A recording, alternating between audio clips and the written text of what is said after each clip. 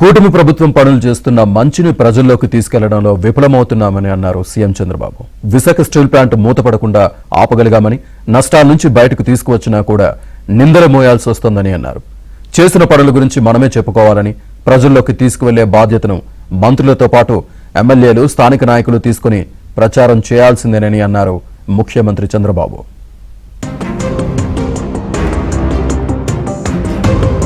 AP CM Chandrababu అధ్యక్షతన జరిగిన cabinet భేటీలో పలు అంశాలు చర్చకు వచ్చాయి. కూటమి ప్రభుత్వంలో పేదలకు అనేక సంక్షేమ పథకాలు అమలు చేస్తున్నా, అభివృద్ధి పనులు వేగంగా జరుగుతున్నా, పరిశ్రమల ద్వారా ఉద్యోగ ఉపాధి అవకాశాలు వస్తున్నా అవన్నీ ప్రభుత్వ పరిధిలోనో పరిశ్రమల మధ్యనే ఉండిపోతున్నాయని, ప్రజలకు మాత్రం పూర్తిగా సమాచారం చేరడం లేదని ముఖ్యమంత్రి చంద్రబాబు అన్నారు.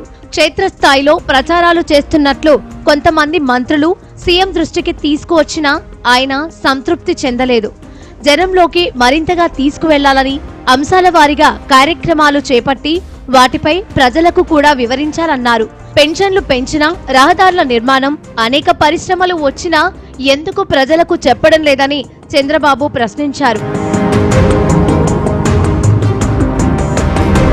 ప్రధానంగా విశాఖ స్టీల్ ప్లాంట్ విషయంలో ఎంతో చేసినా నేటికి నిందలు మోస్తున్నామని, విపక్షాల విమర్శలకు సమాధానం చెబుతూనే ఉన్నామని చంద్రబాబు ఘాటుగా స్పందించారు. కేంద్రంతో మాట్లాడి విశాఖ స్టీల్ ప్లాంట్ మూతపడకుండా ఆపగలిగామని, నష్టాల నుంచి బయటకు తీసుకురాగలిగామని గుర్తు చేశారు. అయినా స్టీల్ ప్లాంట్ ప్రైవేటీకరణ అంటూ చేసే ప్రచారాలను తిప్పికొట్టలేకపోతున్నారని చంద్రబాబు అన్నారు. Vizag railway zone, Google data centre వంటివి అన్ని తీసుకొచ్చామని, ఇవన్నీ ప్రజల్లోకి తీసుకెళ్లాల్సిన బాధ్యత మంత్రులతో పాటు ఎమ్మెల్యేలు, స్థానిక నేతలు తీసుకోవాలని ముఖ్యమంత్రి తేల్చి చెప్పారు.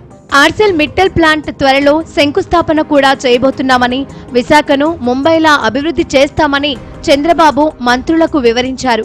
2028 నాటికి వైజాగ్ దేశంలో ఒక ప్రత్యేక సిటీగా ఉండబోతుందని, ఐటీ రంగంలో లక్షలాది ఉద్యోగాలు రాబోతున్నాయని సీఎం చెప్పారు.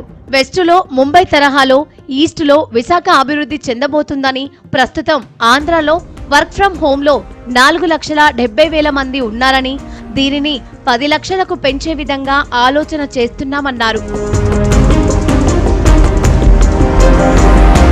మరోవైపు ఎస్ఐపిబి తీసుకున్న నిర్ణయాలకు కేబినెట్ గ్రీన్ సిగ్నల్ ఇచ్చింది.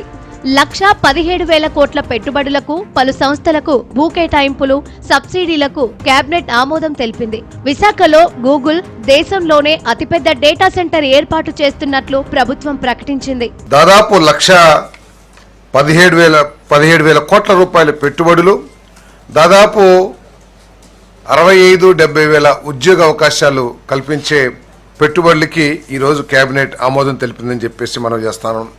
అవి కూడా స్పెసిఫిక్గా 2027-2028కి కమర్షియల్ ప్రొడక్షన్ స్టార్ట్ చేసే విధంగా వాళ్ళ ప్లాన్స్ ఉంటే ఈ రాష్ట్ర ఆదాయం ఏ విధంగా పెరుగుతుందో కూడా ఒకసారి ఆలోచించాలి.